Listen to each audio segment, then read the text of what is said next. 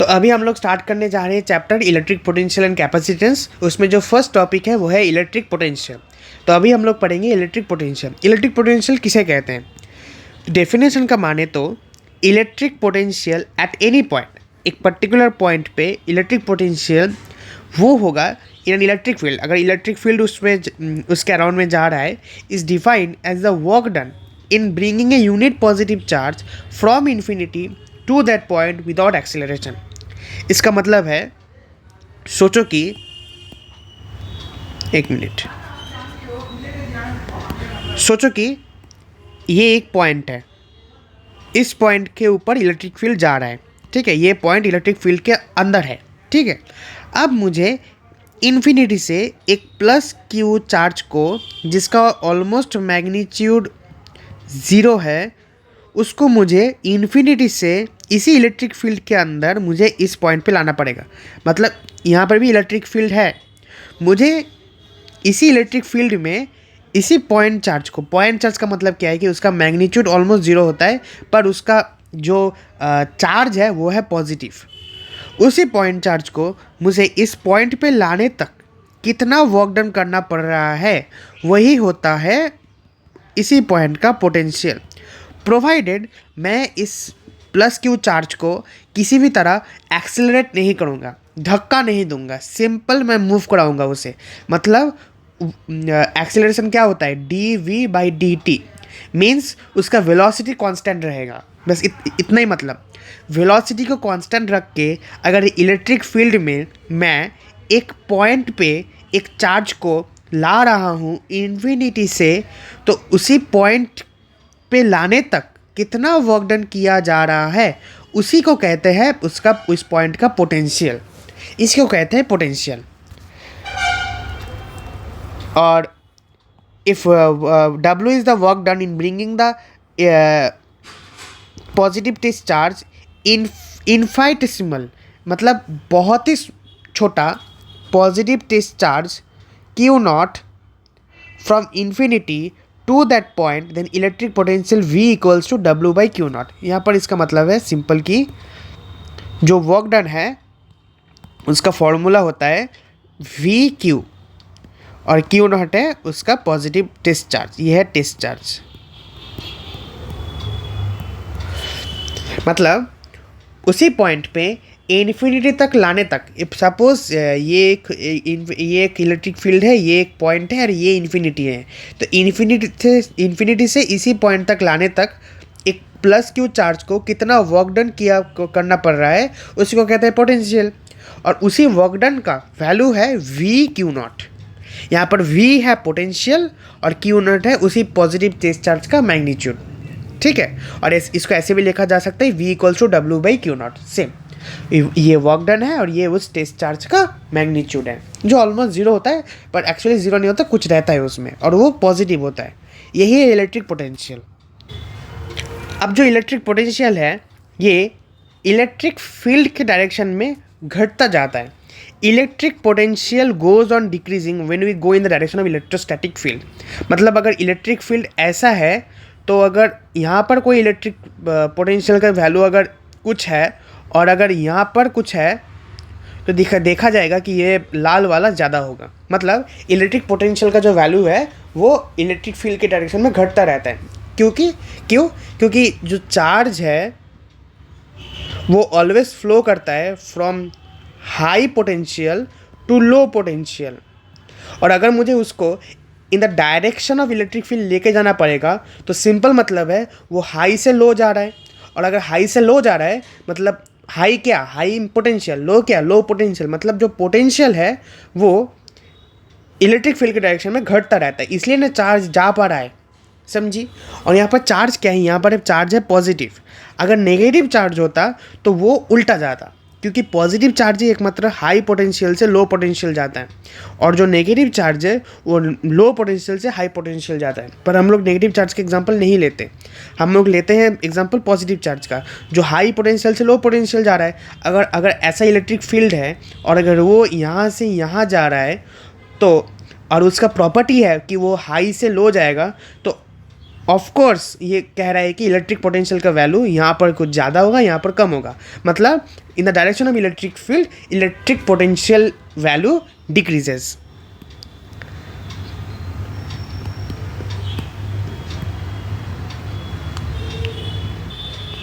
तो जो electric field है ना, जो इलेक्ट्रिक फील्ड है उसका एक फॉर्मूला होता है -dv/dr। ये एक फॉर्मूला है, electric field equals to -dv/dr। ये माइनस क्यों? क्योंकि इलेक्ट्रिक फील्ड के डायरेक्शन में पोटेंशियल घटता रहता है, ये एक फॉर्मूला है, ठीक है, इसको याद रखना पड़ेगा।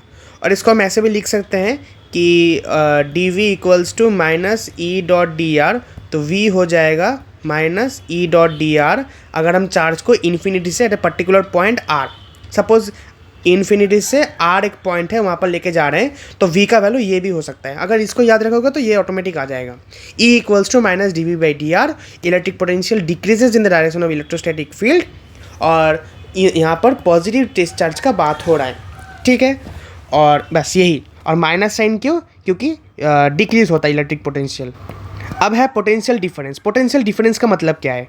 पोटेंशियल डिफरेंस का मतलब है कि अभी तक हम लोग क्या कर रहे थे कि इलेक्ट्रिक फील्ड में एक पॉइंट तक, एक पर्टिकुलर पॉइंट P तक एक पॉजिटिव डिस्चार्ज को इन्फिनिटी से ला रहे थे। पर अभी हम लोग क्या करेंगे, इन्फिनिटी से ना ला के एक दूसरा नोन पॉइंट, इन्फिनिटी मतलब अननोन पॉइंट, दूसरा नोन पॉइंट सपोज Q, अगर हम लोग Q से P लेके जा रहे हैं तो इसी को कहते हैं इलेक्ट्रिक पोटेंशियल डिफरेंस। क्योंकि अगर वो चार्ज Q से P जा रहा है और P से Q जा रहा है, ये तभी पॉसिबल होगा जब P और Q दोनों सेम नहीं है, कुछ ना कुछ डिफरेंस होना चाहिए। जैसे इन्फिनिटी में कुछ पोटेंशियल था और जिस पॉइंट में मैं लाना चाहता हूँ उस वहाँ पर कोई पोटेंशियल है, इसी वजह से चार्ज फ्लो कर पा रहा है। तो सेम अगर इलेक्ट्रिक फील्ड के अंदर ही दो नोन पॉइंट के अंदर मैं चार्ज को फ्लो कराना चाहता हूँ, तो इसका मतलब है कि दोनों पॉइंट का जो पोटेंशियल है वहाँ पर कुछ ना कुछ डिफरेंस रहना चाहिए। इसी को कहते हैं पोटेंशियल डिफरेंस। और पोटेंशियल डिफरेंस अगर रहेगा तभी चार्ज फ्लो करेगा। और पॉजिटिव कौन सा चार्ज? यहाँ पर पॉजिटिव का बात हो रहा है, और positive charge high to low जाता है।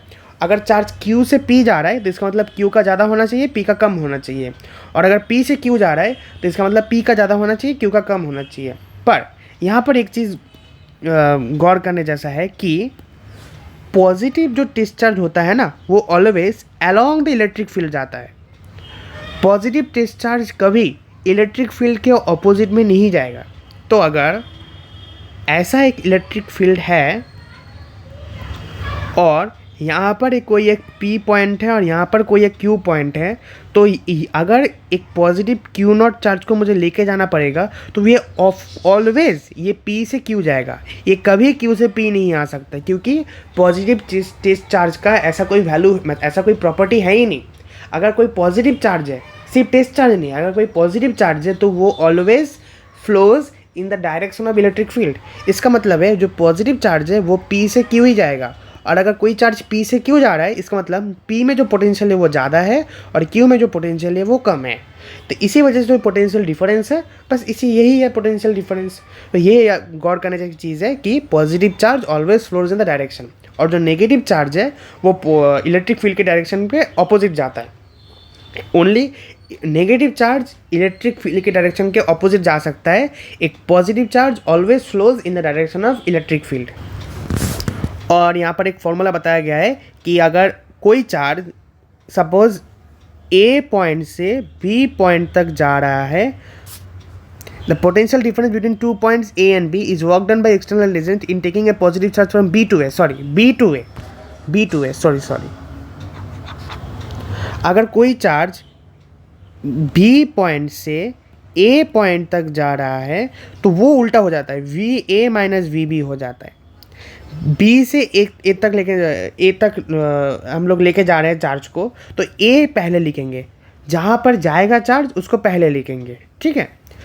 तो इसका सेम अगर P से चार्ज Q जा रहा है तो VQ माइनस VP लिखेंगे। ये वेक्टर में भी होता है। अगर वेक्टर में हम लोग AB वेक्टर लिखते हैं तो इसका मतलब OB vector minus OA vector, तो जिस जगह पे जा रहा है उसको पहले लिखा जाता है। तो अगर A पे जा रहा है तो B to A है तो हम लोग A को पहले लिखेंगे, VA माइनस BB। ये VA माइनस BB भी चेंज इन पोटेंशियल, उसका वैल्यू होता है work done in moving that charge by the value of that charge. ठीक है, ये पहले वाला ही फॉर्मूला है, थोड़ा जस्ट चेंज हुआ है। अभी हम लोग तो कुछ इलेक्ट्रिक पोटेंशियल का फॉर्मूला तक बात करेंगे। ठीक है, ये क्या है, देखो फॉर्मूला फॉर इलेक्ट्रिक पोटेंशियल का फॉर्मूला क्या है। तो अभी हम लोग क्या देख रहे थे कि V इक्वल्स टू होता है W/Q। ठीक है, ये एक फॉर्मूला है, इसको याद रखो। दूसरे कई फॉर्मूले हैं, जैसे V equals to KQ/R। KQ/R ये भी V होता है। ये कब होता है, जब हम लोग कोई भी एक पर्टिकुलर पॉइंट पे उसका वैल्यू निकालना चाहते हैं। ठीक है, due to a point charge Q, मतलब कोई भी एक पर्टिकुलर पॉइंट पे हम लोग निकालना चाहते हैं। सपोज कि ये कोई पॉइंट है, ठीक है, और ये कोई चार्ज है, सपोज ये कोई चार्ज पार्टिकल है Q। इस चार्ज पार्टिकल से हम लोग r डिस्टेंस दूर जाके एक पॉइंट P पे हम लोग निकालना चाहते हैं कि इस पॉइंट P का पोटेंशियल क्या है।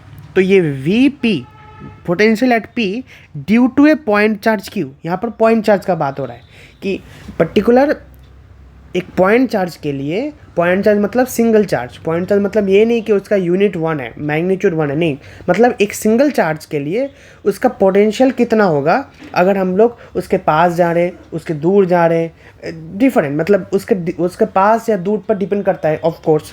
तो हम लोग देख रहे हैं कि अगर कोई पॉइंट चार्ज है और उससे हम लोग एक r डिस्टेंस दूर, कोई भी एक r डिस्टेंस दूर अगर एक पॉइंट पे हम लोग को पोटेंशियल निकालना पड़ेगा, तो VP मतलब potential at that point equals to KQ/R। अब K का मीनिंग क्या है, ये एक्चुअली चैप्टर 1 में था, फिर से बता रहा हूँ मैं। तो मैं क्या बताया कि अगर कोई पॉइंट चार्ज है और उससे r डिस्टेंस दूर एक पॉइंट P पर अगर हम लोग को पोटेंशियल निकालना पड़ेगा, तो VP इक्वल्स टू होता है KQ/R। अब ये K का मीनिंग क्या है, इसको K को कहते हैं डाई इलेक्ट्रिक कांस्टेंट। ठीक है, और इसका वैसे होता है वैल्यू 1/4 पाई एप्सिलॉन नॉट, और इसका टोटल वैल्यू होता है 9 × 10⁹। ये याद रखना पड़ेगा। एक्चुअली जो K है ना, इट्स ए कांस्टेंट। अगर सिंपल लैंग्वेज में समझे, K एक कांस्टेंट है जिसका वैल्यू होता है 9 × 10⁹। इसका एक यूनिट है, पर अभी नहीं बता रहा हूँ, कोई ज़रूरत है नहीं।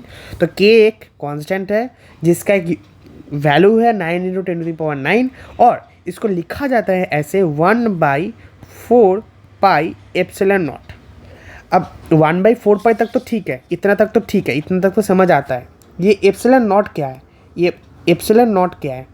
तो एप्सिलॉन नॉट है permittivity of free space. Permittivity of free space मतलब क्या है कि एक मीडियम में, यहाँ पर मीडियम मतलब यहाँ पर वैक्यूम का बात हो रहा है, यहाँ पर फ्री स्पेस मतलब वैक्यूम का बात हो रहा है। वैक्यूम में इलेक्ट्रिक फील्ड कितना इजीली पास हो सकता है, इसी को कहते हैं इसी को एक वैल्यू डिफाइन करता है, जिसको कहते हैं एप्सिलॉन नॉट। एप्सिलॉन नॉट का सिंपल मीनिंग यही है कि इलेक्ट्रिक फील्ड कितना इजीली पास कर सकता है उस पर्टिकुलर वैक्यूम से, उसी का वैल्यू है एप्सिलॉन नॉट। एप्सिलॉन नॉट का वैल्यू भी फिक्स है 8.85 × 10⁻⁻14। ठीक है, 10⁻⁻14 10⁻⁻12 ऐसा कुछ है, पर ये वैल्यू भी फिक्स। अच्छा, एप्सिलॉन नॉट का वैल्यू होता है 8.85 × 10⁻⁻12। ठीक है, 14 8 12। ये याद रखना पड़ेगा कि जो K है ये एक्चुअली कांस्टेंट है, इसको कहते हैं dielectric constant. Dielectric constant क्या है वो हम लोग इसी चैप्टर में समझेंगे थोड़ी देर बाद। और इसका वैल्यू है 9 × 10⁹। इसको लिखा जा सकता है, ये खुद एक कांस्टेंट है, पर इसको तोड़ा जा सकता है, इस कांस्टेंट को। इसी कांस्टेंट को अगर हम तोड़ दें तो ये बन जाता है 1/4 पाई एप्सिलॉन नॉट।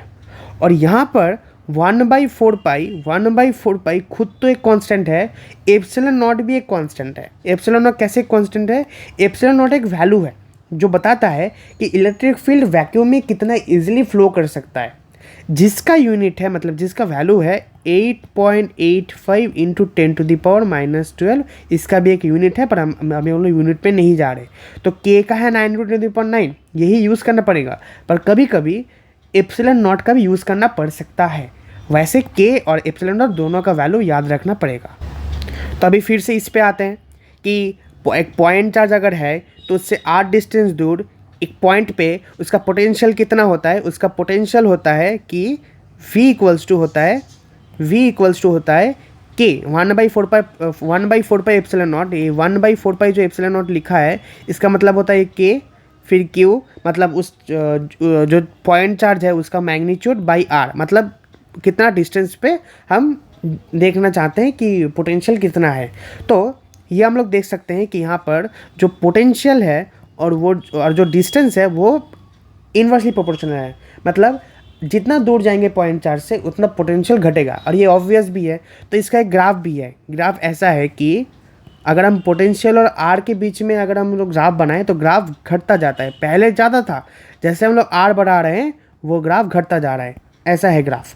जैसे हम लोग आर को बढ़ा रहे हैं तो वैसे भी पोटेंशियल घटता रहता है। और पहले एक पर्टिकुलर पॉइंट पे पोटेंशियल का वैल्यू मैक्सिमम था, फिर घटता जा रहा है। ठीक है। और फिर इलेक्ट्रिक डाइपोल के लिए हम लोग देखेंगे कि पॉइंट चार्ज के लिए इलेक्ट्रिक पोटेंशियल क्या है, देख लिए। अब हम लोग देखेंगे इलेक्ट्रिक डाइपोल। अब डाइपोल क्या है, तो अभी हम लोग देखेंगे कि डाइपोल क्या है। डाइपोल मतलब एक नेगेटिव चार्ज और एक पॉजिटिव चार्ज अगर एक छोटा सा डिस्टेंस, अगर एक शॉर्टेस्ट डिस्टेंस d डिस्टेंस पर सेपरेट किया जा रहा है उन दोनों को, तो इस टोटल सिस्टम को डाइपोल कहा जाता है। मतलब एक नेगेटिव चार्ज,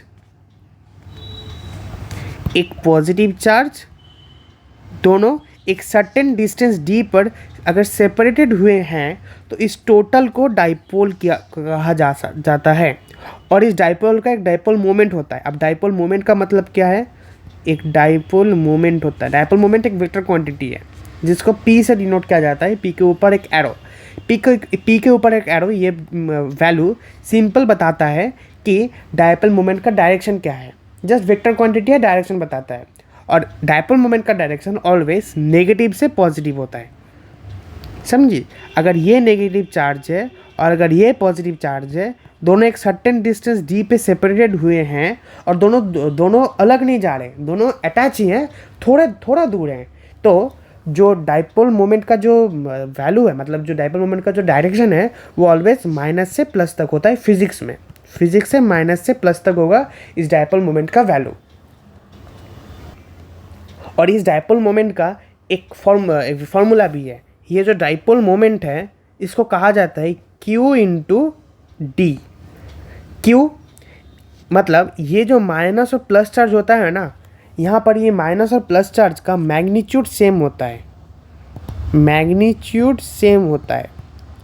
मतलब एक ऐसा नहीं होगा कि एक माइनस चार्ज अगर 1 कूलम का है तो प्लस चार्ज 10 कूलम का, नहीं, दोनों 1 कूलम का होगा। बस दोनों का जो चार्ज है वो ऑपोजिट होगा, एक माइनस तो एक प्लस, दोनों ऑपोजिट होंगे। ठीक है। और दोनों एक सर्टेन डिस्टेंस पे सेपरेटेड हुए हैं, तो जो डाइपोल मोमेंट है उसको कहा जाता है Q मीन्स प्लस Q और माइनस Q मतलब सिर्फ जो मैग्नीट्यूड है उन दोनों का, और D मतलब उन दोनों का डिस्टेंस। अच्छा, ये ऐसे भी लिखा जा सकता है कि बुक में ऐसा लिखा जाएगा कि जो माइनस चार्ज है, जो प्लस चार्ज है, उन दोनों को वो लोग 2L डिस्टेंस बोलते हैं। मीन्स सेंटर पॉइंट को सेंटर पॉइंट से माइनस का डिस्टेंस है L, सेंटर पॉइंट से प्लस का डिस्टेंस है L, तो टोटल डिस्टेंस क्या हो गया 2L। तो डाइपोल मोमेंट बन जाता है Q इंटू 2L लिखो, Q इंटू D लिखो। इसका सिंपल मीनिंग है कि चार्ज के साथ उन दोनों का टोटल डिस्टेंस को मल्टीप्लाई करना है। चार्ज रहेगा उसके साथ जो टोटल डिस्टेंस है उन दोनों का उसको मल्टीप्लाई करना है। कभी गलती से भी अगर 2L है, देख लेना कि वो 2L मतलब टोटल डिस्टेंस है, तो और अगर D है वो भी देख लेंगे टोटल डिस्टेंस है। तो अगर ऐसा है कि माइनस और प्लस का सेंटर से किसी एक का जो डिस्टेंस है वो अगर D है, तो मतलब इसमें भी P equals to Q into 2D हो जाएगा। अब ये तो हुआ डाइपोल का बात और डाइपोल मोमेंट का बात। अब डाइपोल की वजह से, मतलब अगर स्पेस में कहीं ऐसा हो कि माइनस चार्ज और प्लस चार्ज एक ऐसे डाइपोल में बना रहे हैं, तो उनके आसपास तो कोई पोटेंशियल भी जनरेट हुआ होगा। तो किसी भी एक पॉइंट पे पोटेंशियल कितना है, इसको निकालने का ही प्रोसेस, इसको ही निकालने का कुछ कुछ फॉर्मूला है जो हम लोग देखेंगे अभी, ठीक है। तो जैसे मैं यहाँ बता रहा हूँ कि सपोज कि माइनस चार्ज और प्लस चार्ज है, डाइपोल मोमेंट का डायरेक्शन ऐसे माइनस से प्लस, दोनों एक सर्टेन डी डिस्टेंस से दूर पे है। तो अगर माइनस और प्लस चार्ज को ऐसा एक लाइन में, ऐसे दोनों की तरफ से अगर एक लाइन खींच दो, मतलब जो लाइन दोनों से पास कर रहा हो, तो उसी लाइन पे एक सर्टेन डिस्टेंस पे अगर पी पॉइंट, सपोज अगर हम उस पी पॉइंट पे निकालना चाहते हैं कि उसका पोटेंशियल कितना है, इस वी पी को निकालना चाहते हैं, तो उसका एक फॉर्मूला है। जो फॉर्मूला ये है, v equals to 1/4 epsilon naught मतलब k इंटू पी मतलब dipole moment by R square. और ये r का मतलब क्या है, इस r का मतलब है कि due to a short electric dipole at a distance r from its centre. At a distance r from its centre मतलब कि अगर ये डाइपोल है और अगर इसका सेंटर सपोज यहाँ है, तो इसी सेंटर से इस पॉइंट तक जो डिस्टेंस है उसको r क्या कहा जा रहा है, और ये होगा kp/r²। समझे? फिर से बता रहा हूँ, अगर माइनस चार्ज ये है और अगर प्लस चार्ज ये है, दोनों का वैल्यू सेम है, बस साइन अलग अलग हैं। दोनों अगर एक सर्टेन डी डिस्टेंस पे सेपरेट हुए हैं और दोनों को अगर हम एक लाइन से ज्वाइन कर दिए, तो एक पर्टिकुलर पॉइंट पे अगर हम लोग निकालना चाहते हैं, उसी लाइन पे एक पर्टिकुलर पॉइंट पे अगर हम निकालना चाहते हैं कि इस पॉइंट पे उसका पोटेंशियल क्या है, तो पहले हम लोग क्या करेंगे, ये जो माइनस और प्लस के अंदर जो डी डिस्टेंस है उसको पहले हम हाफ करेंगे, उसका सेंटर लेंगे, इस डी डिस्टेंस का सेंटर लेंगे, मतलब d/2 पॉइंट निकालेंगे। उस d/2 से इस p तक जो डिस्टेंस है उसको हम बोलेंगे r। तो जो पोटेंशियल एट p होगा वो होगा k फिर p मतलब यहाँ पर p मतलब क्या है, डाइपोल मोमेंट, kp/r²। और r मतलब क्या, r मतलब डाइपोल का सेंटर से इस पॉइंट तक का डिस्टेंस, और p मतलब क्या है, डाइपोल मोमेंट, जो p होता है q इंटू 2l और q इंटू d, मेरे केस में d, क्योंकि मैं टोटल डिस्टेंस को d पकड़ लिया हूँ।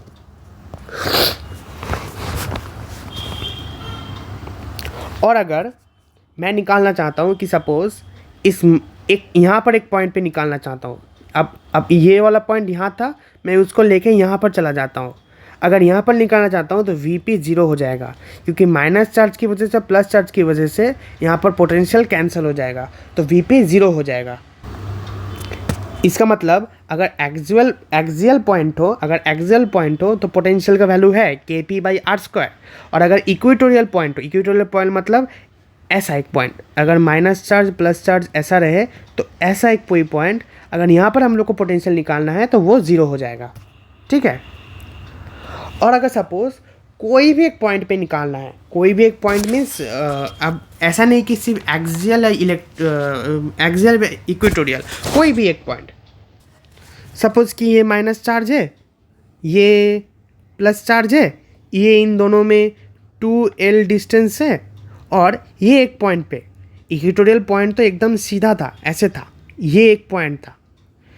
अभी ये नहीं, यहाँ पर रैंडम कोई एक पॉइंट पे हम लोग निकालना चाहते हैं, तो क्या करेंगे, उसी सेंटर से पहले हम लोग ये P तक एक लाइन खींचेंगे, ठीक है, लाइन खींचेंगे, उस लाइन का डिस्टेंस को बोल देंगे r, ठीक है। और इसी लाइन का हॉरिजॉन्टल के साथ जो एंगल है उसको बोल देंगे थीटा। तो अब जो पोटेंशियल एट P है वो बन जाएगा k मीन्स 1/4 एप्सिलॉन नॉट और 9 × 10⁹ P मतलब डाइपोल मोमेंट, फिर cos theta by r², r मतलब ये लाइन का जो लेंथ है, समझ गए। अब इसी की जगह अगर तुम देखो, अगर थीटा का वैल्यू हम लोग 0 कर देते हैं तो cos 0 का वैल्यू होता है 1, तो वी पी बन जाएगा के पी बाई आर स्क्वायर, जो होता है एक्सेल का फॉर्मूला। और अगर थीटा का वैल्यू हम लोग 90 कर देंगे तो वी पी का वैल्यू हो जाता है 0, जो होता है इक्वेटोरियल पॉइंट पे पोटेंशियल का वैल्यू। मतलब अगर 0 डिग्री है तो ये लाइन ऐसे लेट जाएगा, और अगर 90 डिग्री है तो ये लाइन ऐसे खड़ा हो जाएगा। तो अब यहाँ पॉइंट इस पे पोटेंशियल ये है और यहाँ पर पोटेंशियल तो 0 है। बस ये यूनिवर्सल फार्मूला है, ये यूनिवर्सल फार्मूला है। V P equals to K P cos theta by R square. और याद रखना ये आर ऑलवेज डाइपोल के सेंटर से उस पॉइंट का सेंटर तक का डिस्टेंस होता है। अभी हम लोग क्या देखेंगे कि एक चार्ज कॉन्डक्टिंग स्फीयर की वजह से इलेक्ट्रिक पोटेंशियल का वैल्यू कैसे ऊपर नीचे होता है। ये same derivation electric charges and field में भी था और ये सेम डेरिवेशन इलेक्ट्रिक पोटेंशियल में भी है, पर अभी मैं सिर्फ इसका फॉर्मूला बता रहा हूँ, डेरिवेशन बाद में दिखाऊंगा ये कैसे होता है। बस वो देख लो अभी कि सपोज कोई एक चार्ज कॉन्डक्टिंग स्फीयर है। चार्ज कॉन्डक्टिंग स्फीयर मतलब क्या है कि ऐसा एक स्फीयर जिसके ऊपर अगर हम लोग चार्ज को डालें ना तो वो कॉन्डक्टिंग स्फीयर मतलब क्या, वो स्फीयर क्या करेगा, अपने सरफेस पे उस चार्ज को इक्वली डिस्ट्रीब्यूट कर देगा। तो वो जो प्लस चार्ज है ना वो ऐसे इक्वली डिस्ट्रीब्यूट हो जाएगा टू ऑल द सरफेस। वो चार्ज अंदर नहीं जाएगा, चार्ज बाहर नहीं मतलब गुम नहीं हो जाएगा, बल्कि इक्वली उस सरफेस पे डिस्ट्रीब्यूट हो जाएगा। इसी को कहते हैं एक कॉन्डक्टिंग स्फीयर का प्रॉपर्टी, कॉन्डक्टिंग स्फीयर। और अगर नॉन कॉन्डक्टिंग हो तो चार्ज अंदर बाहर जा सकता है। ठीक है, अब हम लोग क्या करेंगे, एक सेंटर से पहले तो हम लोग सेंटर से इसी का डिस्टेंस लेंगे, इस डिस्टेंस को लेंगे, इसको हम बोलेंगे आर। और आर क्या है इस केस में, रेडियस, इस स्फीयर का रेडियस। ठीक है, फिर हम लोग क्या करेंगे, डिफरेंट पॉइंट्स के लिए चेक करेंगे। डिफरेंट पॉइंट मतलब हम लोग पहले एक लंबा सा लाइन खींचते हैं और 3 पॉइंट्स हम लोग ड्रॉ करते हैं। एक ए पॉइंट जो इस स्फीयर के अंदर है, एक बी पॉइंट जो स्फीयर के सरफेस पे है, और एक सी पॉइंट जो स्फीयर के बाहर है। और इसको टोटल डिस्टेंस को हम लोग बोल देते हैं आर। अभी हम लोग 3 सिचुएशन देखेंगे। अगर आर का value less than capital R है, अगर आर का value less than capital R है मतलब आर इस ए पॉइंट का बात हो रहा है। अगर आर का वैल्यू इक्वल्स टू आर है तो मतलब बी पॉइंट का बात हो रहा है। और अगर आर का वैल्यू ग्रेटर देन आर है, अगर आर का वैल्यू ग्रेटर देन आर है तो इसका मतलब सी पॉइंट का बात हो रहा है। इस तीनों जगह पे हम लोग देखेंगे कि इलेक्ट्रिक पोटेंशियल का वैल्यू क्या होता है। तो देखते हैं कि अगर स्फीयर के अंदर जा रहे हैं तो इलेक्ट्रिक पोटेंशियल बन जाता है K Q by small R. Q यहाँ पर पी नहीं, ये क्यू है, मतलब सिंपल चार्ज का जो मैग्नीट्यूड है, पी नहीं, डाइपोल मोमेंट नहीं है। तो अगर स्फीयर के अंदर है तो v इक्वल्स टू के क्यू बाई आर। अगर स्फीयर के ऊपर है मतलब जस्ट सरफेस पे है तो v बन जाता है K Q by capital R. ये कैपिटल क्या है, आर क्या है, रेडियस। और अगर स्फीयर के बाहर जा रहे हैं तो फिर भी v बन जाता है K Q by capital R. मतलब सिर्फ अगर स्फीयर के अंदर है हम लोग। अच्छा, इस पार्ट में मैं थोड़ा गलती किया हूँ, उसके लिए सॉरी, थोड़ा गलती हो गया है, ये नहीं, सॉरी।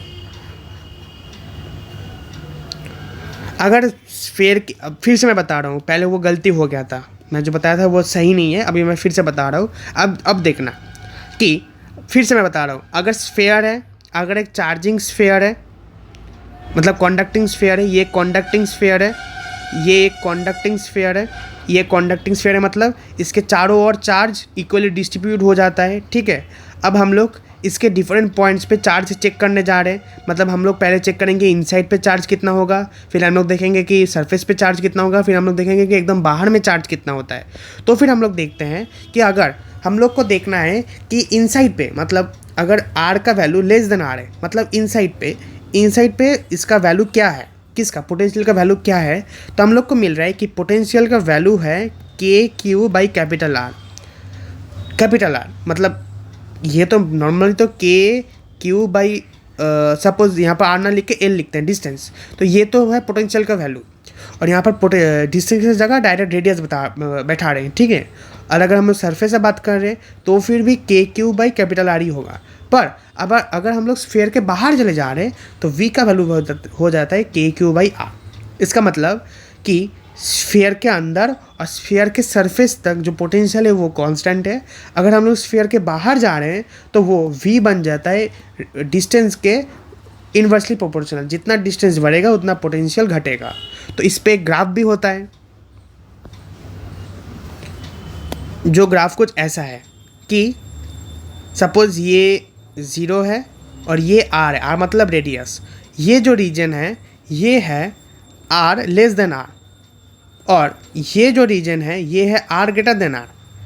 मतलब अब अभी मैं क्या बताया कि स्फीयर के अंदर और स्फीयर के सरफेस तक जो पोटेंशियल है उसका वैल्यू हो जाता है K Q by capital R. तो इसका वैल्यू स्फीयर के सरफेस तक कुछ प्रॉब्लम नहीं है, पर जैसे ही हम लोग बाहर जाएंगे तब पोटेंशियल v इक्वल्स टू हो जाता है K Q by small are. मतलब जितना डिस्टेंस बढ़ेगा, जितना हम लोग ये डिस्टेंस बढ़ाएंगे उतना पोटेंशियल का वैल्यू घटता रहता है। बस यही है इसका ग्राफ, और इसका डेरिवेशन मैं बाद में कराऊंगा। और याद रखना कि ये है एक कॉन्डक्टिंग स्फीयर का केस, कॉन्डक्टिंग स्फीयर का केस। तो आज मैं जो समझाया उसमें इंक्लूड होता है इलेक्ट्रिक पोटेंशियल और फार्मूला फॉर इलेक्ट्रिक पोटेंशियल। ठीक है, इलेक्ट्रिक पोटेंशियल सरफेस अभी भी बाकी है, इलेक्ट्रिक पोटेंशियल एनर्जी बाकी है, और कैपेसिटेंस बाकी है। छोटा छोटा टॉपिक है, हो जाएगा। ये दोनों टॉपिक से तुम बताओ कि वहाँ पर कोई प्रॉब्लम है कि नहीं। ठीक है, बहुत सारे टॉपिक हुआ है, के का वैल्यू, ये सब वैल्यू, एप्सिलॉन नॉट का वैल्यू, बहुत सारे टॉपिक में बता दिया हूँ। इससे बताओ कि प्रॉब्लम है कि नहीं। उसके बाद ये 3, 4, 5 टॉपिक जाएंगे, मतलब electric potential surface, electrostatic potential energy और कैपेसिटर एंड कैपेसिटेंस। ये तीनों हो जाएगा तो चैप्टर भी ख़त्म। और ये स्फीयर वाला मैं फिर से बता रहा हूँ कि मैं क्योंकि गलती हो गया था मुझसे कि अगर ऐसा एक स्फीयर है और अगर ये कॉन्डक्टिंग स्फीयर है तो इसका प्रॉपर्टी है कि ये चार्ज को अपने ऊपर इक्वली डिस्ट्रीब्यूट कर लेता है। और हम लोग अगर अंदर से इस पॉइंट तक जाएंगे, मतलब मतलब सरफेस तक जाएंगे तो पोटेंशियल कांस्टेंट है। बाहर जाने पर पोटेंशियल ऐसा हो जाता है 1/r हो जाता है। मतलब जितना रेडियस को हम लोग, मतलब जितना हम लोग अभी डिस्टेंस को बढ़ाएंगे पोटेंशियल घटता रहता है। तो इसीलिए स्फीयर के अंदर जो पोटेंशियल है और स्फीयर के सरफेस पे जो पोटेंशियल है वो बन जाता है K Q by capital R, और बाहर बन जाता है K Q by small are. जितना स्मॉल आर बढ़ाएंगे उतना वी का वैल्यू घटता रहता है। और सरफेस और अंदर तक क्योंकि आर का वैल्यू कांस्टेंट है इसलिए पोटेंशियल भी कांस्टेंट है। बस।